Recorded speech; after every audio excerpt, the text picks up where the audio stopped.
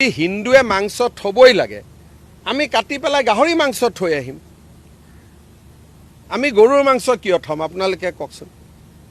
গতিকে এইবিলাক হৈছে ৰাহুল গান্ধীৰ এটা পয়জনাছ ব্ৰেইনৰ পৰা ওলোৱা এইবিলাক কথা।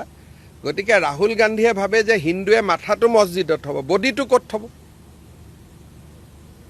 বিজেপি RSS বা হিন্দু মানুহে গৰু এটা কাটিলে, মূৰটো বাৰু মছজিদত থৈ আহিলোঁ, বাকী মাংসখিনি ক'ত পেলাব? তাৰমানে আমি সেইটো খাম নেকি? তাৰমানে ইনডাইৰেক্টলি ৰাহুল গান্ধীয়ে কি কৈছে যে হিন্দুৱে মূৰটো মছজিদত থয় আৰু মাংসখিনি খাই পেলায়, সেনেকুৱাইতো হ'ব লাগিব কথাটো। গতিকে ৰাহুল গান্ধী আৰু কংগ্ৰেছক হিন্দু মানুহে যে ঘিণ কৰে, এইবিলাক কাৰণে ঘিণ কৰে। আৰু মই ৰাহুল গান্ধীক ক'ব খোজোঁ, যদি থবই লাগে কেতিয়াবা হিন্দুৱে গাহৰি থব।